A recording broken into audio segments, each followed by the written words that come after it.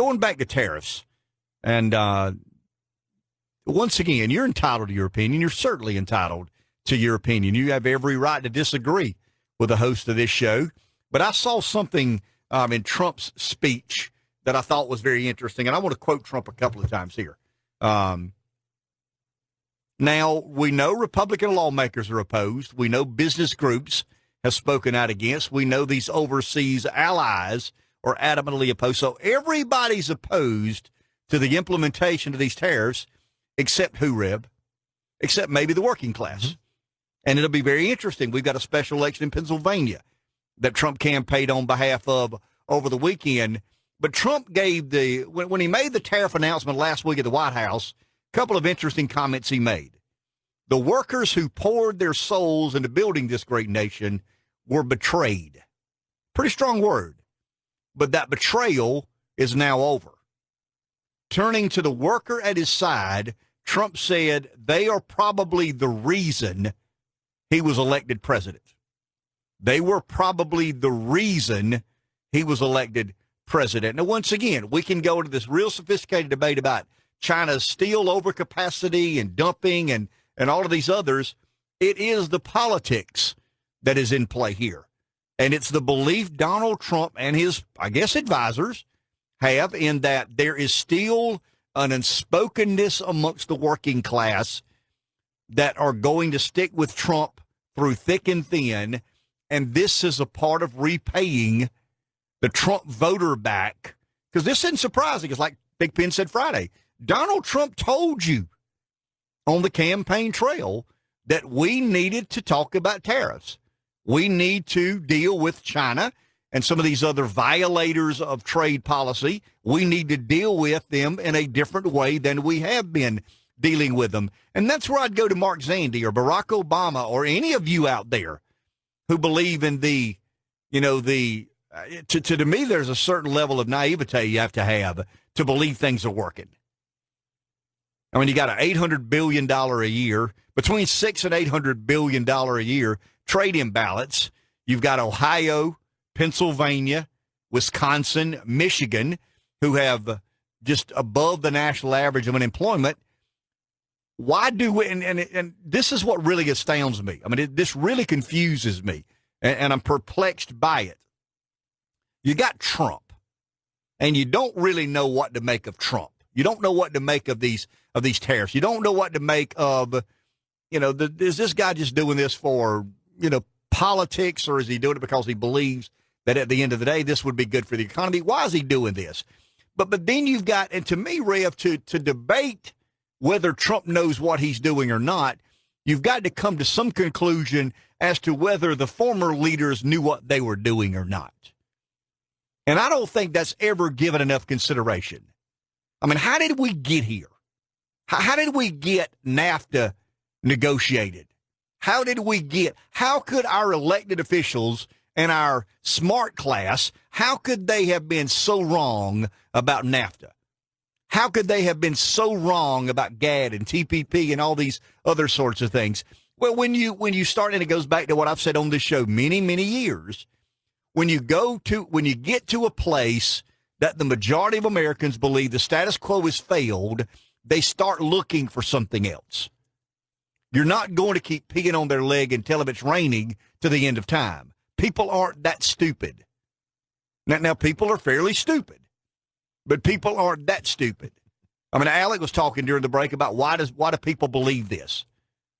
I mean, you're not going to keep failing the American people and them continue to trust you with the levers of government. You're not. And I think we've had an awakening. Now, Dr. Thigpen said Friday again that he believes this is an anomaly.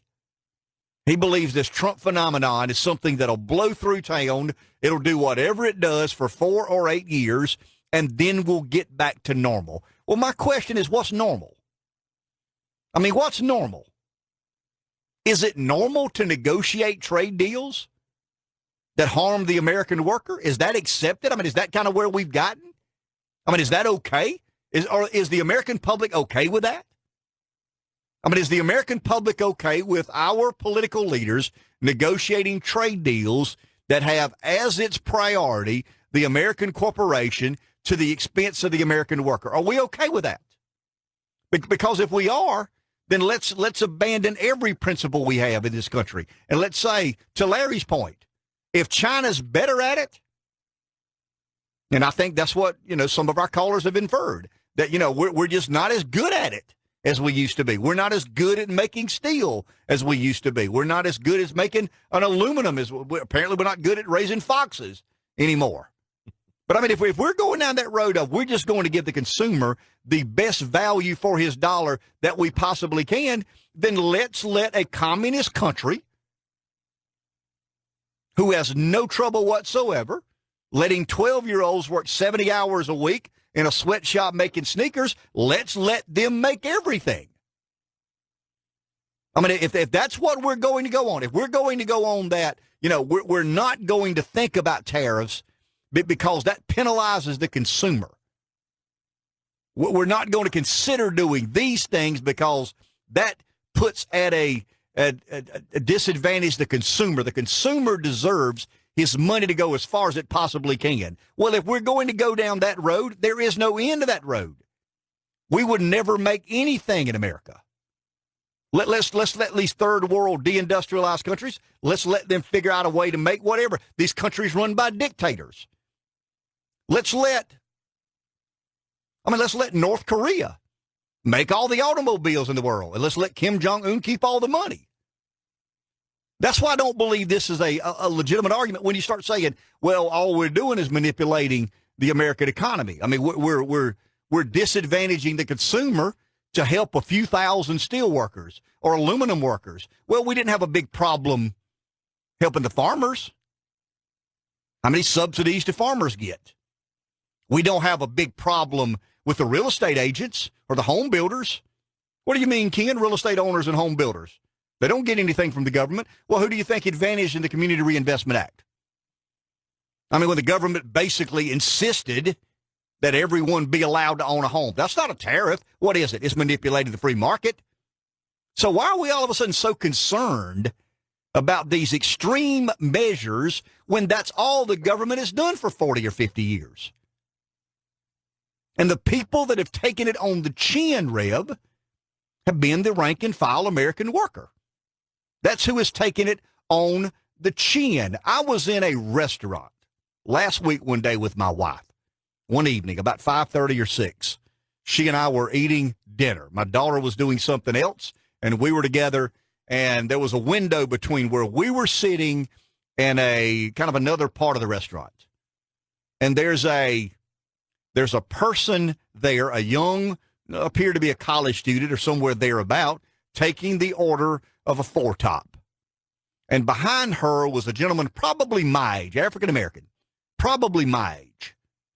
Now, I don't know that I'm right, but I'm assuming, and it appeared to me, he was there in training.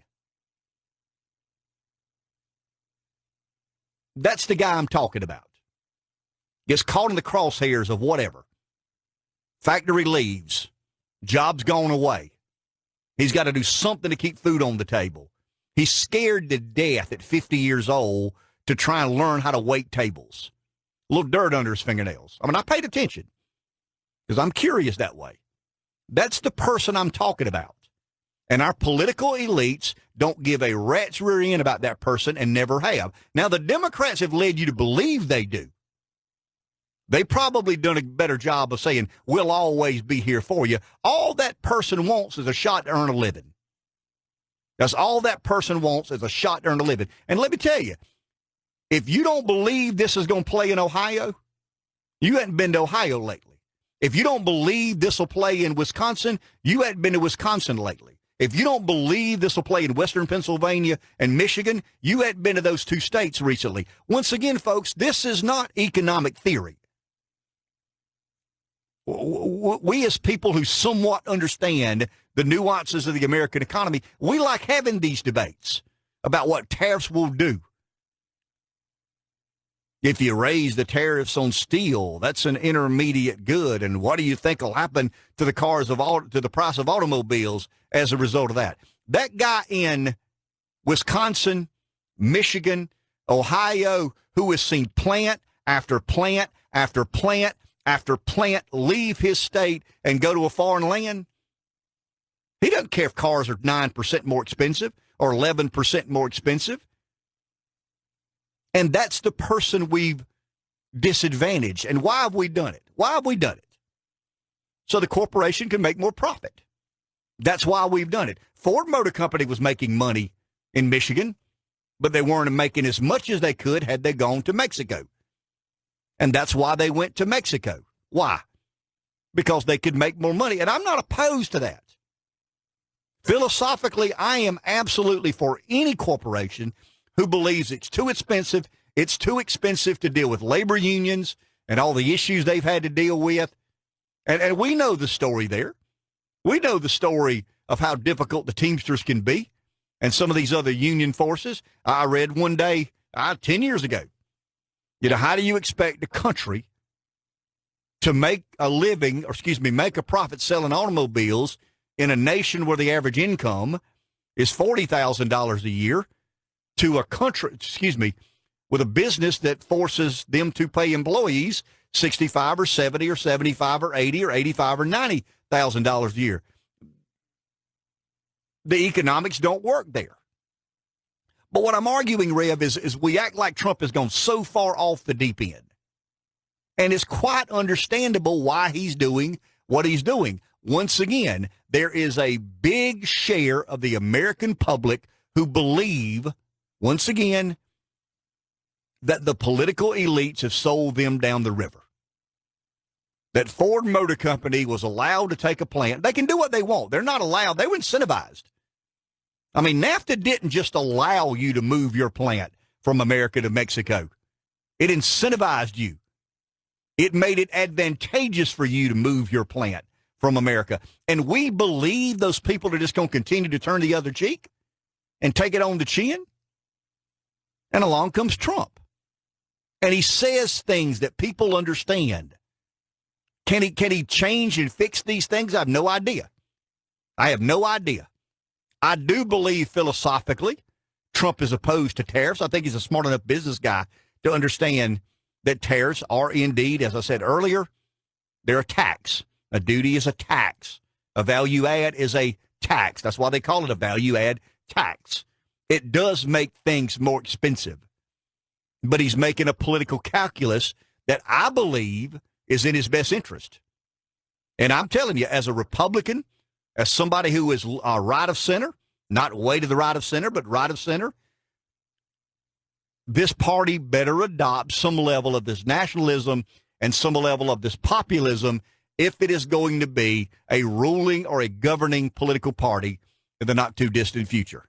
Because this energy isn't going away. You're not going to put that genie back in the bottle. It'll be very interesting to me to see how the special election in Pennsylvania plays out after Trump pays a visit and he doubles down on tariffs. I mean, he doubles down on this populism. He doubles down on this nationalism that some political elites find disturbing, elementary. He's a simpleton. Anybody knows that tariffs create more problems in the economy than they generate positive energy. There are people out there whose lives have been affected, and they believe this guy's trying to help them. And I'm telling you, that is a powerful political component. Back in a minute. Good morning, PD Live 95.